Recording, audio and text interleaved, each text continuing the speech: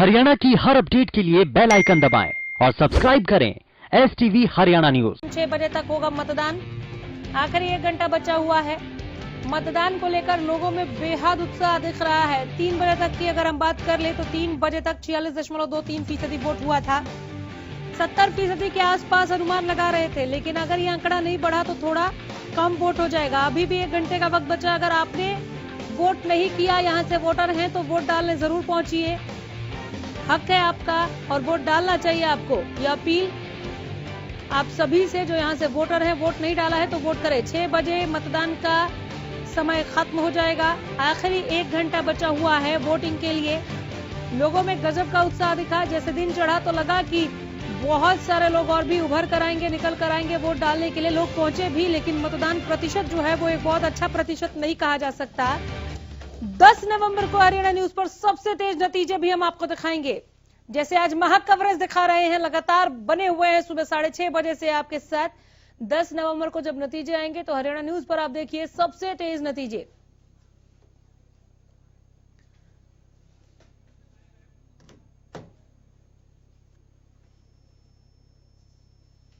Panel की तरफ रुख कर रहे हैं। आइए पैनल से बातचीत को आगे बढ़ाते हैं। जिस तरह से हम उम्मीद कर रहे थे, सुखवंत जी हमारे साथ पैनल में पहले से मौजूद हैं। यहाँ पर आप देख रहे हैं दलबीर धनखड़ साहब को। हमारे साथ यहाँ पर अमित नेहरा हैं और हमारे साथ एक और मेहमान हैं सुमित गौड़ साहब। सुमित साहब, बहुत स्वागत है सर। कल तो प्राइम टाइम डिबेट में आप मिठाई बांट रहे थे, आज आप जीत को देख रहे हैं क्या? Thank you ma'am.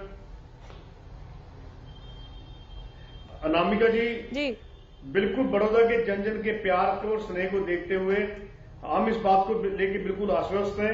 और इसका एक कारण और भी है कि मैं खुद बड़ौदा रहा हूं। मेरे इस मोबाइल में नियर अबाउट 108 के करीब नंबर हैं, जिनमें से मैंने आज मैं थक चुका हूं, मैंने 81 कॉल्स मैंने करी हैं अपने नंबर से। बड़ौदा के लोगों ने, इनमें ये नहीं कि 81 के 81 कांग्रेस के हैं, वो भी थे जो मैं रास्ते में चलते हुए मिल गए थे, जिनसे मैंने नंबर्स लिए। ये अब तो वोटिंग ऑलमोस्ट हो चुकी है, 10% और हो जाएगा। लेकिन इन 81 में से 70 के आसपास लोगों ने ये कहा कि जी कांग्रेस ही कांग्रेस है। तो मैं आपको आपके प्रियंका अपना आपके चैनल के माध्यम से अनामिका जी, मैं बड़ौदा के जन जन का दोबारा से दिए, चौथी बार दिए प्यार, समर्थन और आशीर्वाद और वोट का एडवांस में धन्यवाद कर रहा हूं। और 10 तारीख को अनामिका जी फिर से आपके साथ इसी चैनल पे धन्यवाद करूंगा। मैं इतना आश्वस्त हूं, हमारी कांग्रेस पार्टी तमाम नेतागण शुभकामना अपनी जीत को लेकर इतना शुभकामना। दलबीर धनखड़, आप लोगों ने नहीं लिए नंबर ऐसे? थैंक यू अनामिका जी। अनामिका जी, बिल्कुल डाटा उनका अपना हिसाब, हमारा अपना सिस्टम है।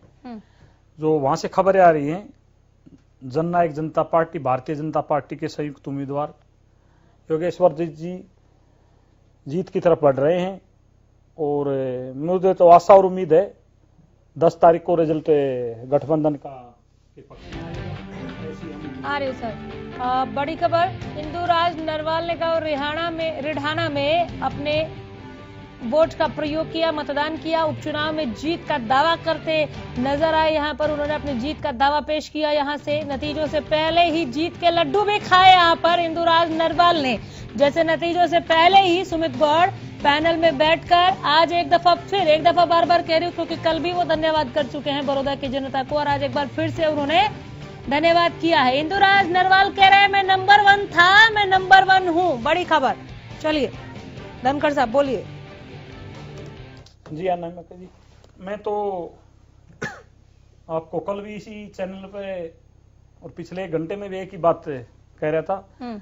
प्रदेश की जनता के साथ साथ बड़ौदा की जनता आने वाले 4 साल के लिए सरकार के साथ जाना चाहती है। वो चाहती है सरकार में हमारा इस तरह से हिस्सा हो, जो अधिकार हो, ताकि जो क्षेत्र पिछड़ा हुआ है उस तरह से, आप पता है वहां शहरी कोई इलाका नहीं पड़ता, टोटली देहात की सीट है। हरियाणा में तकरीबन 2 सीटें मानते हैं देहात की, जिनमें एक बड़ौदा भी है। ये एक्सक्लूसिव तस्वीरें दलबीर धनखड़ आप देख रहे हैं, जीत का लड्डू खा रहे हैं और सपरिवार यहाँ पर इंदुराज नरवाल। ये नतीजे 10 तारीख को आएंगे, अभी भी 1 घंटा बचा हुआ है वोटिंग के लिए। जीत के लड्डू पहले से खा रहे हैं, इस पर कुछ बोलेंगे? अनामिका जी, खुशी है खुश रहना चाहिए व्यक्ति को, अच्छी पॉजिटिव सोच होनी चाहिए, बिल्कुल खाने चाहिए, कोई बुराई नहीं है, सबने खाने चाहिए। मैं तो कहता हूँ कोई भी कैंडिडेट है, सबने चुनाव लड़ा, अच्छी मेहनत की, सबने वोट मांगा, रिजल्ट तो 10 तारीख को आएगा। खुश रहना चाहिए, कोई बुराई नहीं है इसमें, लड्डू खाएं खिलाएं, कोई बुराई नहीं है, अच्छी बात है, खुश रहना चाहिए इंसान को। परंतु मैं जो बात कह रहा था वो यही है, प्रदेश की जनता और बड़ौदा की जनता के लिए मैं बार बार बात कर रहा हूँ, सरकार के भी 4 साल बचे हुए। बड़ौदा की जनता ये चाहती है सरकार में हमारी हिस्सेदारी रहे, और जिस तरह का आपको देख लीजिए 10 साल का कांग्रेस का राज रहा, उसमें वहां का विकास किसी तरह का नहीं। टोटली मैं कह रहा हूं देहात की सीट है वो 100%। अब पिछले कुछ महीनों से जैसे कोरोना की महामारी खत्म हुई है, कुछ कम हुई है, सरकार ने लॉकडाउन खोला है, उसके बाद जिस तरह के वहां घोषणाएं हुई हैं, IMT की हुई है, महिला कॉलेज की हुई है, विश्वविद्यालय की हुई है, जिस तरह के काम होने जा रहे हैं वहां लोग चाहते हैं ये काम की रफ्तार ऐसे ही चले, अच्छे काम हो, सरकार के साथ तो जाने का उनका विचार है। नहीं हुई आपकी घोषणाएं धनखड़ साहब, माफ करना, आप जी और पब्लिक में से मेरा एक सवाल है अनामिका जी के माध्यम से, आप पिछले 5 साल 6 साल में एक भी बड़ी परियोजना, एक भी बड़ी सड़क, एक भी बड़ा स्कूल, एक भी बड़ा हॉस्पिटल आप दोनों गिनवा नहीं पाए। ठीक है सुमित गौड़, आपने अपना सवाल बीच में पूछ लिया, ठीक है सर, थोड़ा छोटा रखिए सवाल को। और आपको बता दूं अभी वंदना जी है नहीं पैनल में, जब जुड़ेंगी तो जवाब देंगी। बोलिए धनखड़ जी। पता नहीं भाई को क्या तकलीफ, कल भी हम इनको एक बात समझा रहे थे, बीच में डिस्टर्ब ना करे तो ठीक रहेंगे। आपके बीच में इनको बोला तो आपको अच्छा नहीं लगता, पैनल की एक इज्जत रखनी हमने चाहिए आपस में। ठीक है, मैं रोक रही हूँ। 5 बजे तक का ये आंकड़ा आपके सामने है, 61.57% यानी तकरीबन 62% वोट 5 बजे तक डाले जा चुके हैं बड़ौदा उपचुनाव में। ये फीसदी वाला जो आंकड़े हैं, इस पर मैं नेहरा जी के पास जाऊंगी। धनखड़ जी बात कंप्लीट करें। जी मैं तो वही कह रहा हूं, पैनल की हमने सबकी इज्जत करनी चाहिए, बीच में ना बोला अपना नंबर आएगा। आज तो 3 घंटे की डिबेट है, खूब आपको मौके पहले भी मिले थे, अभी मिलते रहेंगे। मैडम जहां की तक की करे, मैं कह रहा हूं घोषणाएं की है सरकार ने, वो काम भी होंगे। चलो वोट अब डल गया, 1 घंटा और बचा हुआ है। सरकार मैं एक सीट से मैं फिर कहता हूं, ना कांग्रेस की अगर जीतती है कांग्रेस की सरकार बन रही, ना इनेलो की सरकार बन रही, ना भारतीय जनता पार्टी, जननायक जनता पार्टी की सरकार हट रही है। सरकार जो है वही रहेगी। एक सीट का जो जनता बड़ौदा की आप जिसको आशीर्वाद देती है उस पर आशीर्वाद बना रहे। मैं तो ये कह रहा हूं काम नहीं रुकेंगे, सरकार का ये वायदा है, जो घोषणाएं की वो काम ऐसे चलते रहेंगे, कोई दिक्कत नहीं है। चलिए ठीक है, ये जो अभी तकरीबन 62% के जो आंकड़े आ रहे हैं, ये काफी हैं या और वोट डलने चाहिए थे? अमित नेहरा। देखिए अभी ये फाइनल आंकड़ा नहीं है, 1 घंटा भी बचा है, और ये जो आंकड़ा आया है तो ये मान के चलिए कि ये 4:30 बजे के आसपास का आंकड़ा होगा, क्योंकि चीजें होती हैं सारी एकदम, वो फोन मोबाइल से भेजते हैं वहां से इतने % हो गए, तो इसमें भी करेक्शन की भी गुंजाइश है इसमें। तो मुझे लगता है कि वोटिंग जो है वो काफी हाई जाएगी, 75% से पार होने का मुझे विश्वास है कि यहाँ पे 75% के आसपास हो जाएगी, क्योंकि लास्ट में क्या होता है कि लाइनें लग जाती हैं।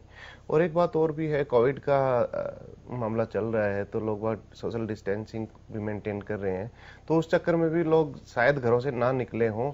और अब जब ये होगा कि उन्हें ये लगा होगा कि लास्ट में खाली मिलेगा, तो अब भीड़ निश्चित तौर पे बढ़ेगी, और जो मेरे ख्याल से 6 बजे वहां पे लाइन में लग जाएगा, तो वो चाहे नंबर उसका 9 बजे आए 10 बजे आए, उसकी हर व्यक्ति की वोट पोल होगी। तो ये मुझे लगता है कि पोलिंग जहां तक 7 साढ़े 7 बजे तक चलेगी, तो ये आंकड़ा कल हमारे पास पूरा आएगा। ठीक है, सुमित गौड़ साहब के मोबाइल वाले बात पे कि क्या उस तरह से आप अपने जीत के प्रति आश्वस्त हो सकते हैं, या ठीक है अपनी एक पहले की सीट थी और उस पर वो अपना जीत पहले से देख रहे थे, इसलिए वो ज्यादा आश्वस्त है जीत को लेकर? देखिए अनामिका, मेरे ख्याल से यहाँ पे 1,70,000 के आसपास वोटर हैं, और 150 व्यक्तियों से बात करके वो बात नहीं बन पाती, और वो भी अवैज्ञानिक तरीके से सैंपल उठाने से। आप मेरी बात समझ रहे हैं? अगर मान लिया थोड़ा बहुत अगर ट्रेंड भी देखना हो, मैं एग्जिट पोल की बात नहीं कर रहा हूँ, मैं ओपिनियन पोल की बात नहीं कर रहा हूँ, मैं कह रहा हूँ कि ट्रेंड देखना हो कि विधानसभा किधर जाएगी, तो उसका मिनिमम 1% आपको सैंपल लेना जरूरी होता है, और वो सैंपल भी एक साइंटिफिक विधि से लेना होता है कि हर 5वां व्यक्ति या हर एक बूथ से इतने आदमी इस कास्ट से, इस ग्रेड से, तो एक विधि होती है। हालांकि इनकी बात मान लेते हैं कि इनको जो मिले वो मिले हों, लेकिन मैं बहुत ज्यादा इनसे सहमत नहीं हूं कि इस तरह के मिलके और इस तरह इन्फ्लुएंस हो गए हों।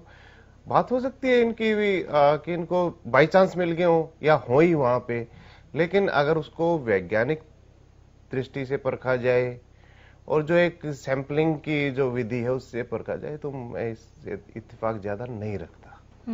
ठीक है, हम ग्राफिक्स के जरिए भी आपको दिखा रहे हैं, आपके टीवी स्क्रीन तक पहुंचा रहे हैं कि कितने फीसदी आंकड़े निकलकर सामने आ रहे हैं। तकरीबन 62% का आंकड़ा। सुखवंत सिंह, ठीक है या थोड़े और वोट डालने चाहिए थे, या जैसे कह रहे हैं अमित नेहरा कि 75% के आसपास तक पहुंचेगा? इन लोगों को उम्मीद है इतने वोट डालेंगे। अनामिका जी, मैं निश्चित रूप से अमित भाई से सहमत हूँ इस बात पे। हाँ। क्योंकि सरकार के विरुद्ध, सत्ता के विरुद्ध लोगों में रोष है, तो वो जाएगी वोट परसेंटेज 75+ इन्होंने बिल्कुल ठीक कहा, मैं बिल्कुल सहमत हूँ इनकी बात से। दूसरी बात, अभी जैसे कांग्रेस के प्रवक्ता साथी सवाल उठा रहे थे परियोजनाओं का। सुमित गौड़ जी, परियोजनाओं की तो बात छोड़िए आप, इस सरकार ने तो किसानों के, गांव ग्रामीण के, आम आदमी के अस्तित्व को ललकार दिया। विकास की तो बात छोड़िए, जो एज इट इज स्थिति है उसको भी बर्बाद करने पर तुले हुए हैं ये लोग। तो इनसे ये अपेक्षा करना कि कोई परियोजना आप लेकर के आए कि नहीं लेकर के आए, वो बेमानी है। अब सिर्फ जो पहले से यहाँ पे हैं, जो ईंटें लगी हुई हैं या जो जिस प्रकार की जो चीजें हैं, अगर वो स्थिति एज इट इज छोड़ दें तो भी इनकी मेहरबानी है। ये लोग तो बर्बाद करने पर तुले हुए हैं। हम सब ने देखा कि जो पुरानी जो व्यवस्था थी, जो कृषि विपणन में थी, उसको किस प्रकार से 3 बिलों के माध्यम से इन्होंने बर्बाद करने की कोशिश की है और कोशिश कर रहे हैं। अब सवाल यह है कि जो एक व्यवस्था को आप बदल रहे हैं, उस व्यवस्था की जो कमियां हैं उनको दूर करके और कोई ज्यादा अच्छी व्यवस्था आप लोगों के पास है तो वो आप पेश करो। वो तो पेश की नहीं है, और किसानों को ये लगता है, और ये सच भी है। अनामिका जी, सबसे बड़ी बात, अमित भाई एक बात बार बार एसेंशियल कमोडिटी एक्ट की बात उठाते हैं, और ये बात भी सत्य है कि उस चीज को इतना सीरियस लोगों ने लिया नहीं है अब तक। किसान की बात है, इस आंदोलन को सिर्फ ये कह देते हैं कि जी किसान का आंदोलन है, या आड़ती का कह देते हैं, या वो व्यापारी जो कृषि विपणन के साथ जुड़े हुए थे उनका कह देते हैं, लेकिन असल में तो ये आम आदमी की पूरी आर्थिक तबाही के लिए है। जो एसेंशियल कमोडिटी एक्ट है वो इतना सीरियस प्रभाव उसका होगा।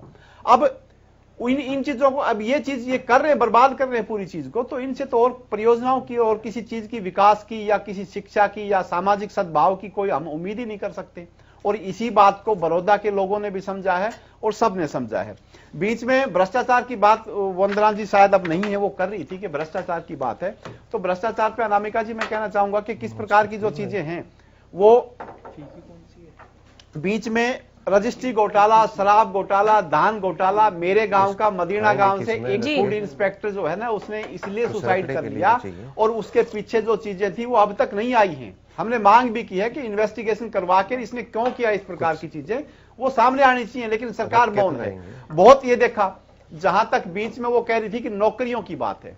अब अनामिका जी, उसमें मेरे को अगर वो रोजगार शब्द प्रयोग करती तो ज्यादा बेहतर होता, रोजगार की, उन्होंने नौकरी की बात। मैं ये कहता हूं कि कृषि क्षेत्र जो गांव ग्रामीण में सबसे ज्यादा रोजगार पैदा करता है, हाँ। उसको बर्बाद करके ये किस प्रकार का रोजगार देंगे? या जो नौकरियां दी हैं उसके ऊपर ये श्वेत पत्र लेकर के आए कि हमने ये नौकरियां दी हैं। अब एक बात बार बार कह देते हैं पर्ची और खर्ची की, अब ये बात तो अनामिका जी, अब इन्हीं की सरकार, इन्हीं का सारा सिस्टम, पर्ची खर्ची निश्चित रूप से चल रही है। मैं कह रहा हूं सबूत भी आ जाएंगे, क्योंकि सरकार जाने के बाद सारी चीज होती है।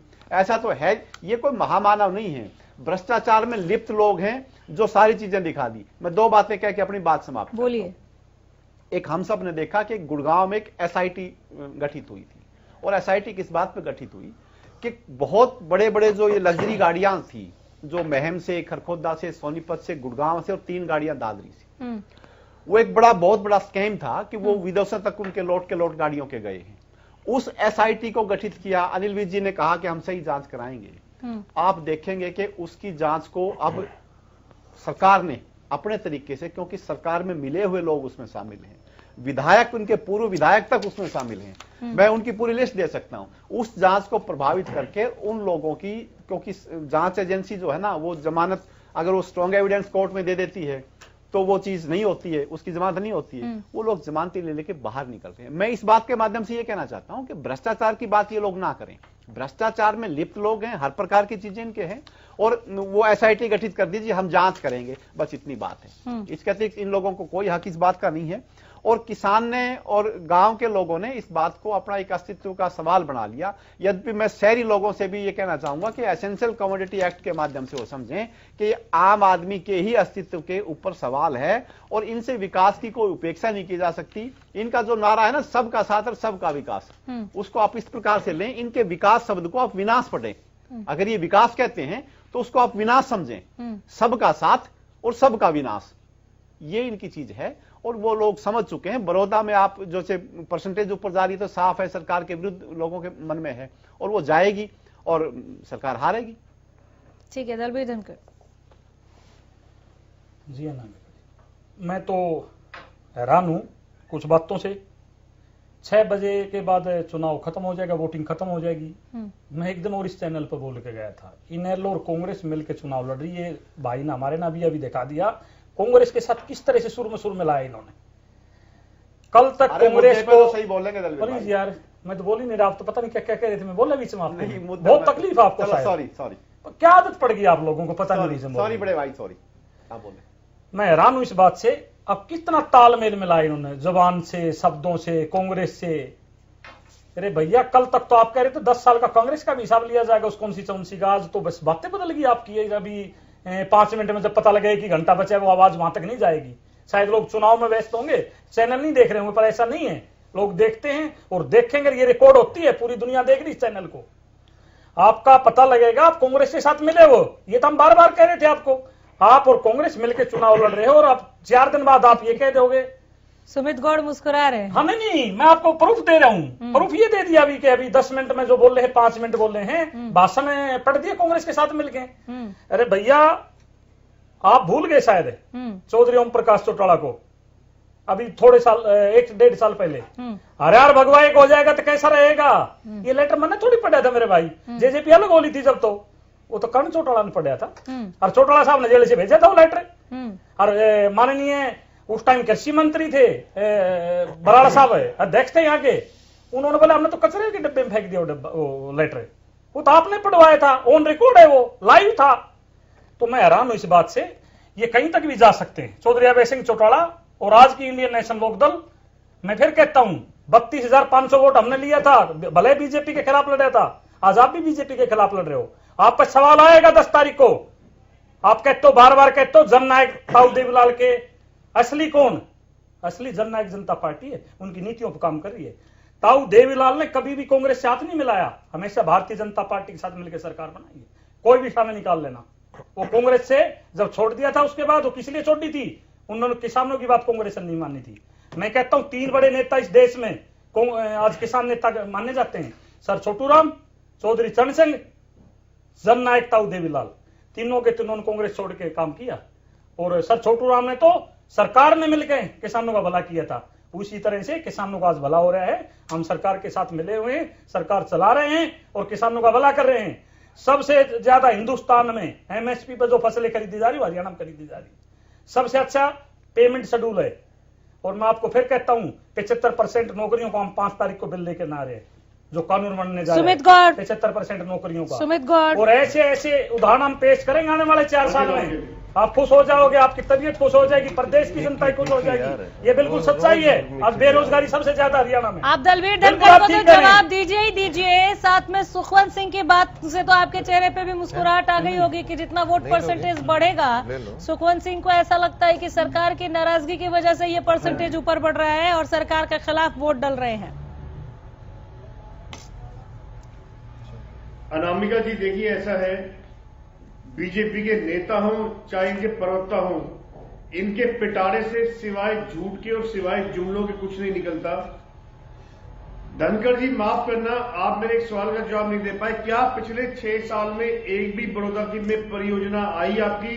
कोई बड़ा स्कूल, बड़ा हॉस्पिटल, कोई बड़ी सड़क गिना दो यार।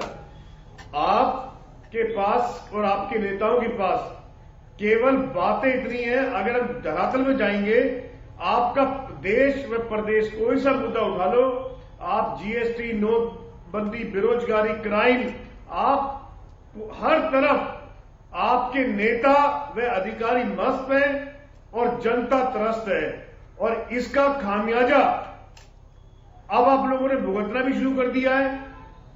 आपकी सरकारें हटती जा रही हैं या कहीं बन भी रही है तो वेंटिलेटर बन रहे। माफ करना, आप सेंटर में भी हैं, आप हरियाणा में भी हैं, और तब भी आपका पूरा प्रशासन, पूरी आप बड़ौदा जैसे एक ही विधानसभा लगे हुए, और उसके अलावा आप और आपके नेता बड़ौदा वासियों को इनडायरेक्टली धमकाते भी हैं, डराते भी हैं, और कहते हैं एक सीट से कोई फर्क नहीं पड़ेगा। इससे साफ पता चलता है बड़ौदा के लोग समझ चुके हैं कि आप लोग एहसान फरामोश पार्टी है।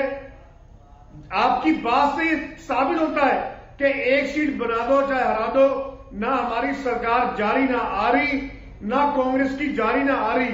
लेकिन माफ करना धनखड़ जी, इस सीट से और बड़ौदा की जो भी रुझान 10 तारीख को आएंगे, वो एक नई दिशा तय करेंगे हरियाणा की राजनीति में। आज तो आपने अपने कैलकुलेटर पे कैलकुलेशन लगा ली, बीजेपी प्लस जेजेपी। एक कैलकुलेटर हमारे पास भी है जिसमें सेल भी ओरिजिनल है, जिसमें बातें भी ओरिजिनल है, जिसका जवाब भी ओरिजिनल आता है। जेजेपी को जो वोट मिली थी, बीजेपी को गाली दे दे के मिली थी। पहली बात, उस समय किसान आंदोलन नहीं हुआ था, किसानों के ऊपर लाठियां नहीं बाजी थी।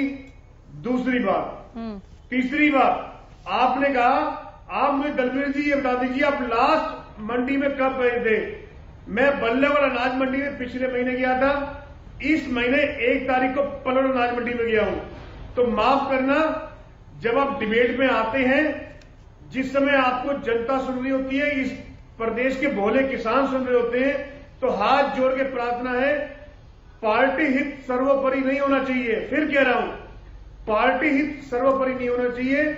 मेरे लिए भी और आपके लिए भी सच पहले आना चाहिए। तो आज आप मंडियों में जाके देखिए, किसान वहां पे दुखी है, अस्त व्यस्त त्रस्त है। आपका मैं तब मानूंगा अगर आपके बड़ौदा में आपके उप मुख्यमंत्री जब आते हैं, जब मुख्यमंत्री जब आते हैं, 5-5 बसों में पुलिस प्रशासन भर के लाते हैं। लोग तो बचे नहीं उनके पास, जनता तो बची नहीं उनके पास। पुलिस इसलिए लेके आते हैं कि माननीय मुख्यमंत्री जी को बड़ौदा में कई जगह रोका गया, काफिले तक को उल्टा भेजा गया। तो आप लोग डरे, आप और आपके नेता डरे हुए, सहमे हुए हैं और जीत के प्रति आश्वस्त नहीं है। इसलिए आपने पिछले 2 दिन में 3 काम और किए हैं। मुफ्त सिलेंडर बांटे हैं, धन बल बांटा है, ईवीएम तक में गड़बड़ी की प्लांट कर रहे हैं। लेकिन आप कितना ही ईवीएम घुमा लें इस बार, कितना ही पैसा बांट लें, कितने सिलेंडर बांट ले, बड़ौदा की जनता ने सिलेंडर, एक सेकंड, सिलेंडर और धनबल जो आप कह रहे हैं, कैश नकदी की जो बात कर रहे हैं, सुमित गौर सुने आप। सिलेंडर और नकदी पर तो मैं जवाब ले लूंगी दलबीर धनखड़ से, बीजेपी से भी, लेकिन आप जो ये ईवीएम वाली बात कह रहे हैं सर, मैं थोड़ी देर पहले भी बात कर रही थी जब विजेंद्र नेहरा थे, ईवीएम का ये जिन एक बार फिर निकल गया। आपको क्यों लग रहा है कि ईवीएम में गड़बड़ी हो रही है? और क्या आप अपने इस बात पर बरकरार रहेंगे, जब इंदु राज नरवाल जीत जाएंगे तभी भी आप कहेंगे कि ईवीएम में गड़बड़ी हुई थी, मैं नहीं पलटूंगा बात से?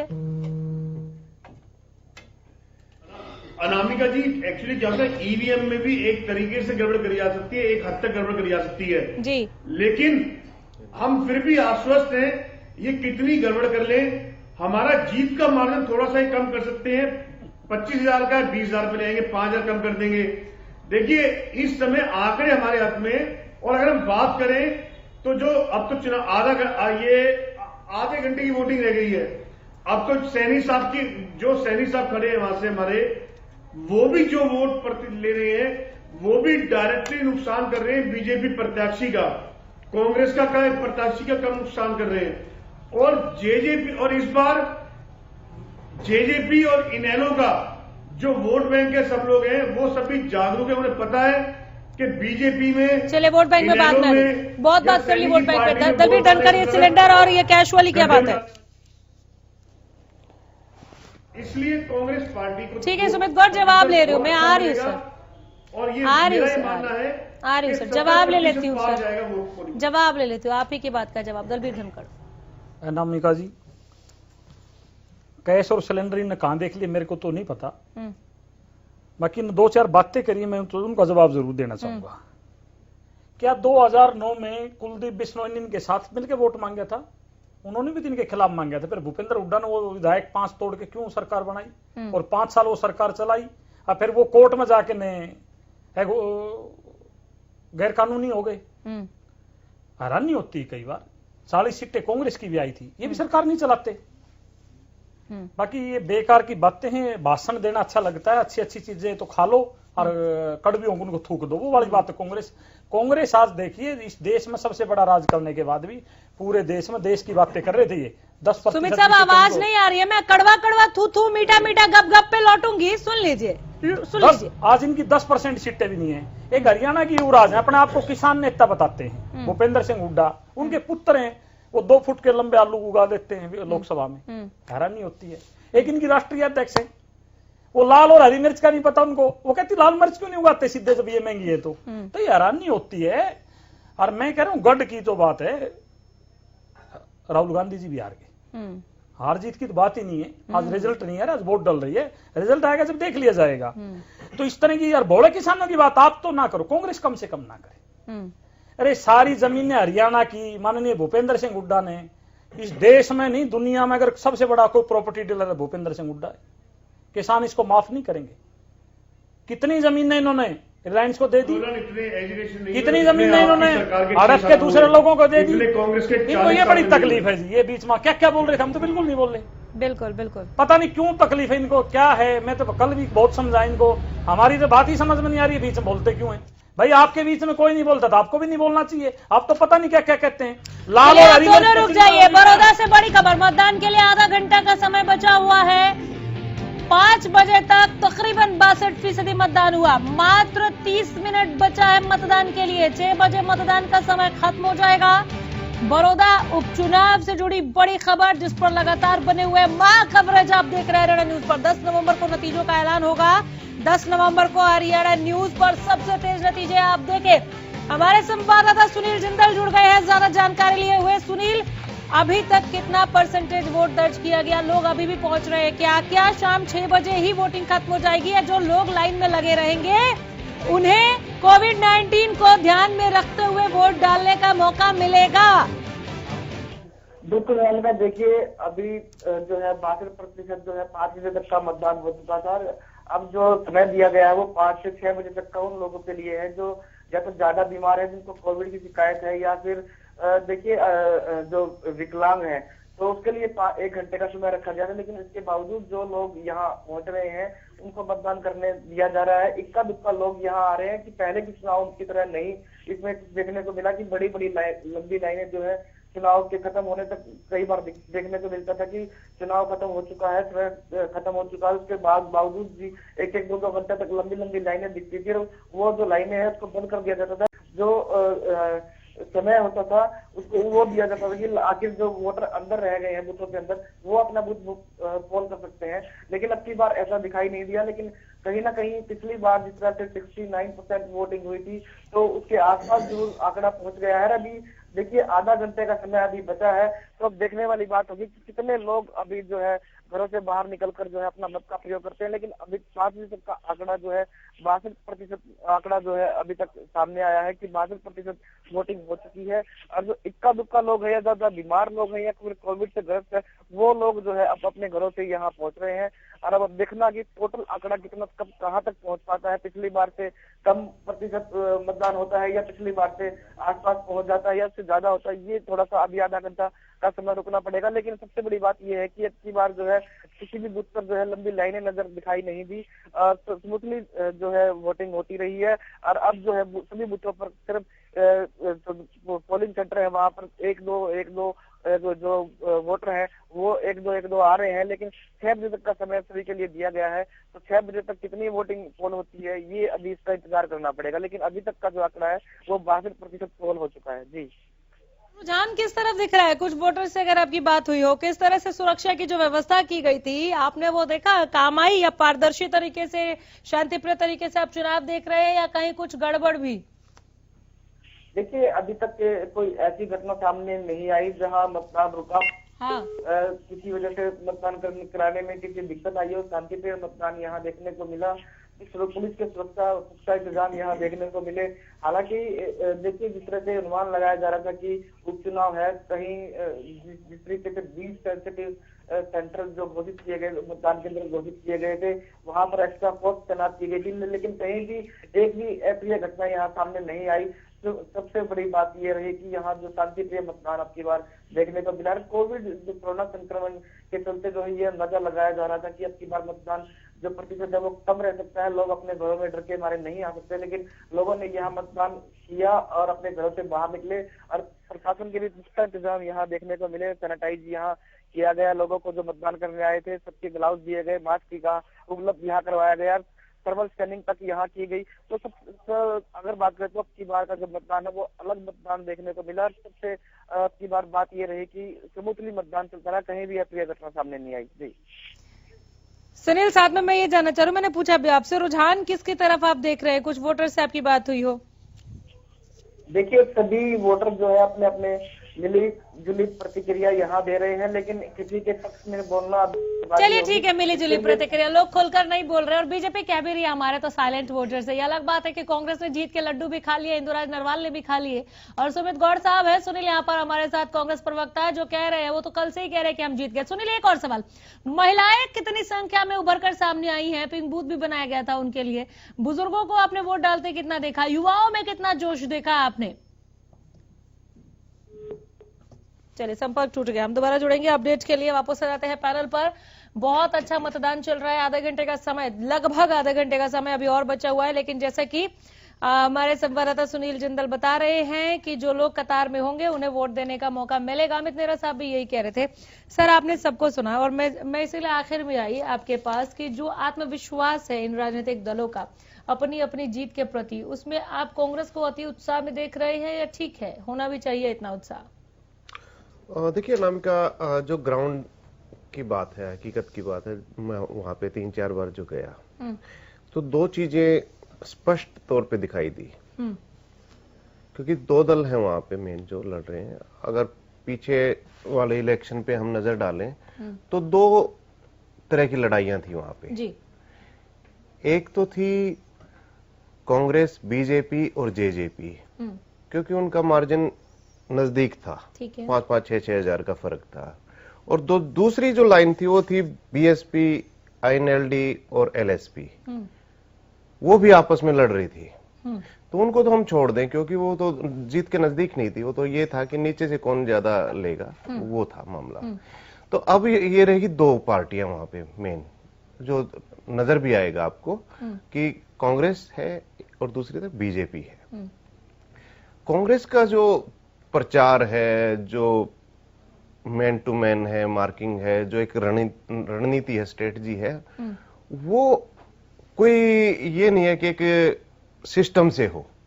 बस लोग आ रहे हैं कांग्रेस के ऑफिस में, जा रहे हैं, उनको संभालने वाला कोई नहीं है, वो अपने आप स्वतःस्फूर्त जिसको कह सकते हैं। लेकिन बीजेपी का जो मैंने देखा सिस्टम, वो एक बड़ा एक मैकेनाइज्ड जैसे मशीन काम करती है, उस तरह का सिस्टम है। तो ये एक बहुत बड़ी बात है। तो उसका जो सबसे बड़ा फायदा ये होता है, जो एक सिस्टम बना हुआ होता है, कि कम से कम अपने वोट तो पोल कराएं। आप मेरी बात समझ रहे? बिल्कुल समझ। अगर मान लिया कांग्रेस के पास वोट है लेकिन सिस्टम नहीं है, तो उसको कैसे पता चलेगा कि हर व्यक्ति ने, आपके हर वोटर ने वोट डाल दिए? जो पन्ना प्रमुख की बात थी, अर्ध पन्ना प्रमुख जो है, वो यहाँ पे काम आते हैं, और पूरे 5 साल काम नहीं आते।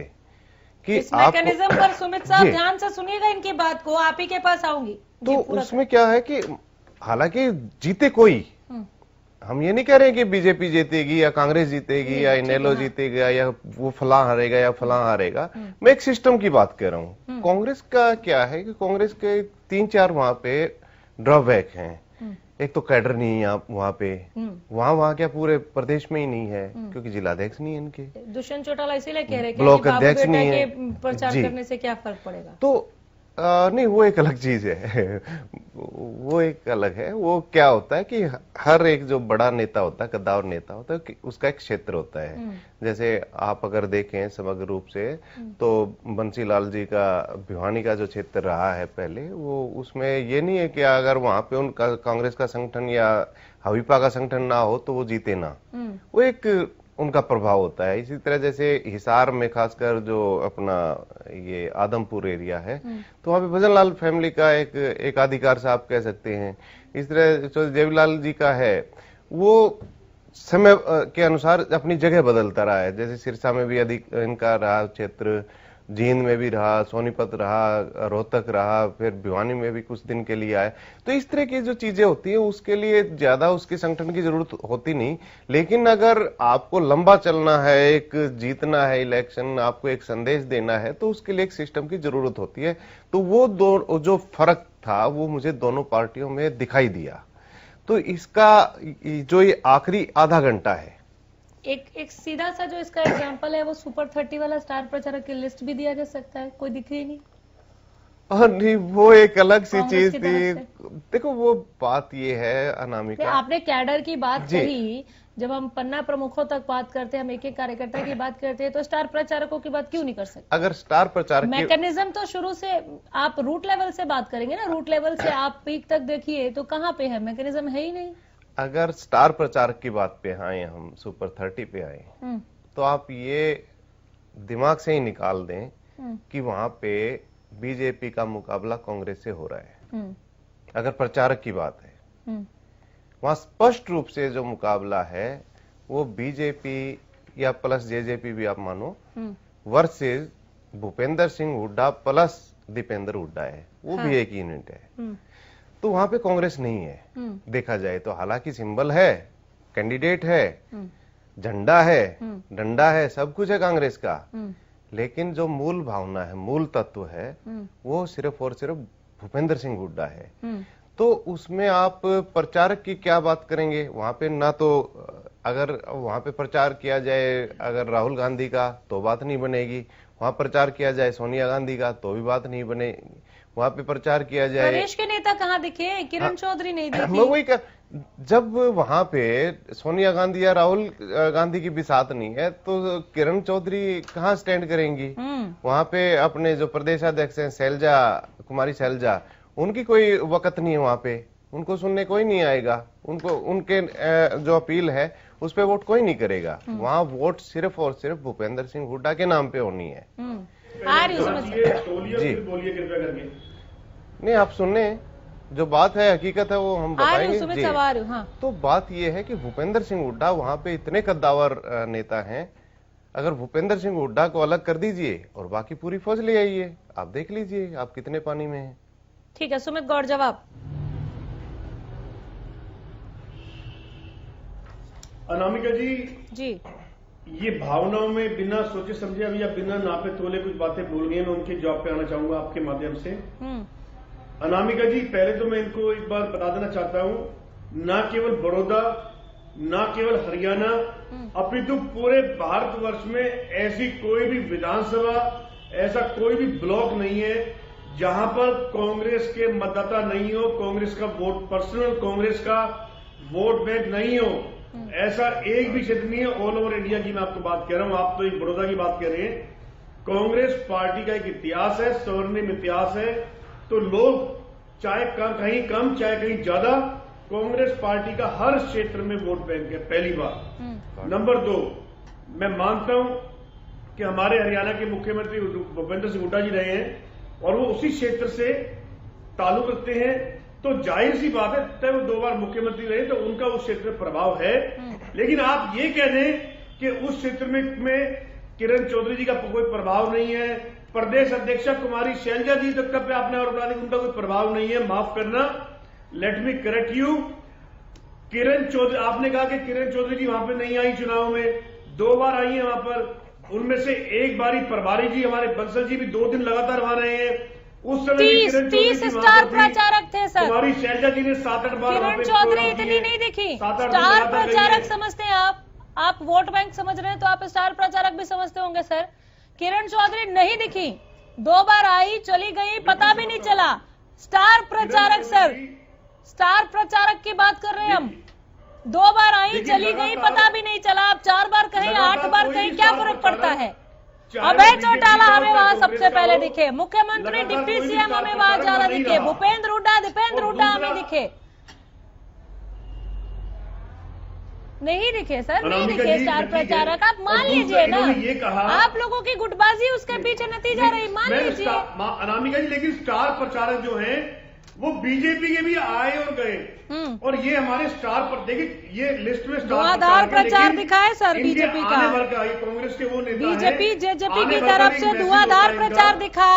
आपका अगर उतना प्रचार होता तो आप दुष्यंत चौटाला को स्टीयरिंग और चाबी का जवाब देते। इतना प्रचार था ही नहीं सर। आप बाबू बेटा पर नहीं बोले, आप स्टीयरिंग चाबी पर नहीं बोले, आप अभी कृषि कानून पर बोल रहे हैं, किसानों से वहां पर जयकारे लगवा के आगे सीएम, आप तब नहीं बोले। दूसरा, अभी इन्होंने कहा कि वहां पे सिस्टम मैकेनिज्म, मैं बता देना चाहता हूं, जिस दिन टिकट बटी उसी दिन से डे 1 से हरियाणा प्रदेश कांग्रेस कमेटी ने एक नहीं 2 सेंटर बनाए थे, जिसका एक सूट था गोहाना के अंदर बनाया था किसी कारण से, सोशल मीडिया का सारा, और एक बनाया प्रॉपर बड़ौदा में। उसके अलावा जो जितना भी सिस्टम है, चाहे पर्चियां बननी है, चाहे घर घर जाना, चाहे मेटेरियल आना, कोई भी किया, रूट बनना है, परमिशन आनी है, कांग्रेस का भी प्रॉपर ऑफिस था।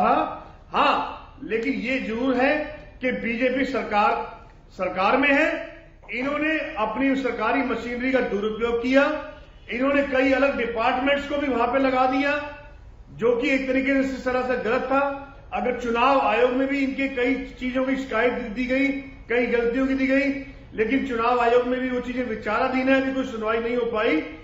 तो इन्होंने सरकारी मशीनरी का दुरुपयोग किया, लेकिन कांग्रेस पार्टी ने प्रॉपर तरीके से अगर आप अमित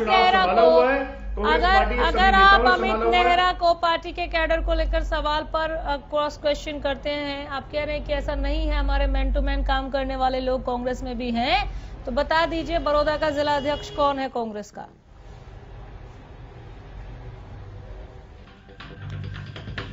टाइम लीजिए, आ रही हूं आपके पास जवाब के लिए। बड़ी खबर, 5 बजे तक 62% मतदान हुआ, 61.57, अब 62% के आसपास समझे। 6 बजे खत्म हो जाएगा मतदान का समय। ब्रेकिंग न्यूज पहुंचा रहे, 6 बजे मतदान का समय खत्म हो जाएगा। 10 नवंबर को नतीजों का ऐलान होगा, जिसे महा कवरेज आप देख रहे हैं हरियाणा न्यूज पर लगातार। 10 नवंबर को हरियाणा न्यूज पर देखे सबसे तेज नतीजे। बड़ौदा से बड़ी खबर, मतदान के लिए 15 मिनट का समय अब बाकी बचा हुआ है, मात्र 15 मिनट। वोटर हैं यहाँ से, वोट नहीं डाला है अभी तक, तो पहुंचिए वोट डालने के लिए। आज तो आपके लिए उत्सव का दिन है, अपना प्रतिनिधि आपको चुनना है, जरूर वोट डालें। मात्र 15 मिनट का समय बचा हुआ है। जो लोग कतार में होंगे उन्हें जरूर वोट डालने दिया जाएगा, लेकिन आप देरी से पहुंचेंगे तो कतार में भी जगह नहीं मिलेगी। 10 नवंबर को नतीजे आएंगे, वो भी सबसे तेज आप देख पाएंगे। ये भैंसवाल की तस्वीरें आप देख रहे हैं, जहां से योगेश्वर दत्त ने वोट देने के बाद एक बार फिर से ज्यादा वोट देने की अपील की और अपने जीत का दावा भी उन्होंने पेश किया था। जोगिंदर मलिक और इंदुराज नरवाल भी लगातार अपनी जीत का दावा पेश करे। इंदुराज नरवाल ने तो जीत के लड्डू भी सपरिवार खा लिए। लौट रही हूं सुमित गौड़ साहब, आपने कहा कि ऐसा नहीं है कि बीजेपी की तरह आपकी पार्टी का कैडर नहीं है या रूट लेवल पर पार्टी मजबूत नहीं है। जिलाध्यक्ष कौन है सर बड़ौदा से कांग्रेस का? अनामिका जी, अभी 1.5 साल हुआ है कुमारी शैलजा जी पूर्व केंद्रीय मंत्री को प्रदेश अध्यक्ष बने हुए। उनके प्रदेश अध्यक्ष बनने के तुरंत बाद विधानसभा चुनाव आए, उसके बाद नतीजे आए, उसके बाद अचानक से राज्यसभा चुनाव आ गया, फिर उसके बाद अचानक से ही जिसने ये जो कोरोना नामक महामारी बीमारी है, जो ये जिसने पूरा देश इन्हीं पूरा संसार हिला के ये सब तो हमें पता ही है ना, तभी तो बोला है ना। अमित नेहरा वरिष्ठ पत्रकार है सर, एक अनुभव है उनका, एक अनुभव है उनका। आप अगर क्रॉस क्वेश्चन कर रहे हैं तो आप सवालों के जवाब दें। मैं हरियाणा का प्रवक्ता हूँ कांग्रेस पार्टी का। हाँ, तो तभी कांग्रेस से रिलेटेड सवाल पूछ रही हूँ मैं। नहीं डालो तो सुपर सिंह से पूछूंगी, जेजेपी का सवाल मैं धनखड़ साहब से पूछूंगी, मैं कांग्रेस का ही सवाल पूछ रही हूँ। केवल 1.5 साल की बात नहीं है सर। अगर आप कुमारी शैलजा के आने के बाद के लिए बात करना चाह रहे हैं तो ठीक है, नहीं तो अगर केवल 6 साल का ही मैं पूछ दूं कौन है, आपके पास जवाब नहीं होगा। स्वीकार कर लीजिए कैडर इतना मजबूत नहीं है। कितना समय लेगी संगठन बनाने के लिए वो बताएं। कांग्रेस? अभी नहीं, अभी मैं जहां तक है तो पार्टी के प्रवक्ता उन्होंने नाम आपको बता देना चाहता हूं, बड़ौदा चुनाव के नतीजों के तुरंत बाद जैसा हमें पता लगा है 2 से 3 महीने में ये जिला कमेटी और प्रदेश संगठन फिर से भी बन के तैयार होगा और आपके सामने होगा। इस बात में मुझे कोई भी शक नहीं है, मुझे कोई भी। ठीक है, तो अमित नेहरा ने तो बड़ौदा उपचुनाव के लिए जिक्र किया था, 2 से 3 महीने बाद बनाएंगे, तो फिर सवाल का तो मतलब नहीं था ना सर। इस बात को स्वीकारिए, दिख रहा है गुटबाजी किस तरह से चल रही है। खाली 30 नाम स्टार प्रचारक के तौर पर दिखा देने से थोड़ी ना हो जाता है सर। बहरहाल ठीक है, फिर भी अभी भी शुभकामना है आपको। मैं आपके पास लौट रही हूँ सुखमन जी, जिस तरह से ये बात कर रहे हैं और जीत के लड्डू खाते हुए हमने इंदुराज नरवाल को भी देखा, वो तस्वीरें भी आपने देखी। क्या आपको लग रहा है कि कांग्रेस रिपीट करेगी खुद को यहाँ पर? देखिए अनामिका जी, इस लड्डू खाने को तो मैं अति आत्मविश्वासी कहूंगा। हाँ। कि एकदम से जब वोटिंग भी पूरी नहीं हुई है और ये मैच्योरिटी का प्रतीक नहीं है, कम से कम मैं ये कहूंगा एक उम्मीदवार के रूप में उन्होंने परिपक्वता का परिचय बिल्कुल भी नहीं दिया। मुझे कोई हिचक नहीं है बात कहने। दूसरी बात जो जेजेपी के साथी प्रवक्ता कह रहे थे, उन्होंने एक बार एक बात का जिक्र वो करते हैं और अपनी इस बीजेपी के साथ जाने की चीज को जस्टिफाई करते हैं 2009 के साथ। पहली बात तो अनामिका जी ये है कि अगर हुड्डा साहब ने कोई बेकायदगी की है तो इनको भी वो करने का अधिकार नहीं मिल जाता है, नंबर 1 बात। नंबर दूसरी बात कि जो कहते हैं कि भाई हुड्डा साहब ने कुलदीप बिश्नोई के विधायकों को तोड़ के उन्होंने सरकार बना दी। अब इन दोनों स्थितियों में अंतर है। इसमें अंतर यह है कि इनके विधायक नहीं टूटे, इन्होंने संवेद सवर में बिल्कुल इनके नेता ने उनको समर्थन दिया, उस बात में अंतर है। दूसरा, ये बार बार कह रहे थे कि चौधरी देवलाल और चौटाला साहब कांग्रेस के विरोधी थे, वो कांग्रेस की सरकार नहीं बनाते थे। हमने कब कहा कि आप कांग्रेस की सरकार बनवा देते? लेकिन आप अगर जनता को चुनाव से पहले ये बताते कि अगर इस प्रकार की कोई स्थिति आई कि हमें किसी के साथ जाना पड़ा तो हम प्राथमिकता से बीजेपी के साथ जाएंगे, इस प्रकार की बात अगर आपने चुनाव से पहले क्लियर तो की होती तो वो चीज जस्टिफाई होती। आप लोगों ने सबसे ज्यादा उस चुनाव में, क्योंकि बीजेपी की 5 साल की सरकार रह चुकी थी, सबसे ज्यादा विरोध बीजेपी का किया। ये घोटाला हुआ जी, दिग्विजय चौटाला जी को देखा हमने, दुष्यंत चौटाला जी को देखा, कभी ट्रैक्टर लेके कहीं कुछ, वो सारी चीजें उन्होंने की। उसके बाद एकदम से सत्ता लोलुप तरीके से कि भाई सत्ता की कुर्सी मिल गई और ये इस तरीके से दाव लग गया, इसको आप अपना लो। और उसी बात को देखो, मैं इस बात को अनामिका जी ज्यादा स्ट्रेस के साथ कह रहा हूं मैं कि जैसे दलबीर जी कह रहे थे बार बार, पहले तो उन्होंने एक बात कही कि बड़ौदा की जनता उसके साथ जाएगी, सरकार के साथ जाएगी। सरकार के साथ जाना एक बड़ी अच्छी बात होती। इनको लगा कि वो इन्हीं की तरह सत्ता लोलुप और कुर्सी के को चाहने वाले लोग हैं बड़ौदा के, और ये एक तरह से उनका अपमान है। नंबर दूसरी बात इन्होंने और भी ज्यादा भयंकर कही है, वो लोकतंत्र के लिए खतरनाक है। ये कह रहे हैं कि उससे कोई फर्क नहीं पड़ने वाला, बीजेपी के साथी भी कह रहे हैं कोई फर्क नहीं पड़ने वाला। मतलब ये है कि बड़ौदा के लोग इनको वोट दें या ना दें, इनको कोई फर्क नहीं पड़ने वाला, उड़द पर कोई सफेदी होने वाली नहीं है। और अनामिका जी, ये एक तरह से मैं इसको लोकतंत्र का बड़ा अपमान मानता हूं और बड़ौदा की जनता का ये अपमान है कि उनको यूं कह देना भाई आप कुछ भी करो, हमारा कोई नहीं फर्क पड़ता।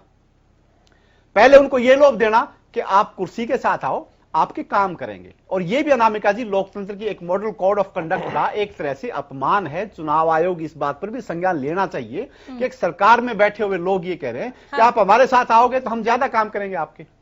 ये तो एक तरह से लोभ है। आप अलग अलग चीजों की घोषणा करने की बजाय आपने मोटे तौर पर एक बड़ी घोषणा कर दी कि आप हमारे साथ आओगे तो कुछ करवा लियो, और हमारे साथ अगर नहीं आए तो हम आपका कुछ नहीं करेंगे। ये एक विकेरियस वर्ड से ये एक बड़ा सवाल पूछ दिया और ये अनामिका जी, ये लोकतंत्र का अपमान है। और बीजेपी और जेजेपी इस प्रकार की वेलवर्स से ये लोग कहते रहे, इनके मंत्री जी कहते रहे, जेपी दलाल जी को मैंने सुना वो कहते रहे, माननीय मुख्यमंत्री जी कहते रहे हैं, दुष्यंत चौटाला जी कहते रहे हैं, और यहाँ पे दलबीर धनखड़ जी कह रहे हैं, और बीजेपी के जो पहले वंदना जी बैठी थी वो कह रहे हैं। आपके सवाल का जवाब लेंगे, लेकिन कमांड मिल रही है एक ब्रेक पर जाने के लिए। मुझे एक ब्रेक पर जाना पड़ेगा और ब्रेक के बाद हम दलबीर धनखड़ के जवाब के साथ लौटेंगे। यहाँ पर हम रुक रहे हैं इस महा कवरेज को लगातार दिखाते हुए बहुत ही छोटे से ब्रेक के लिए।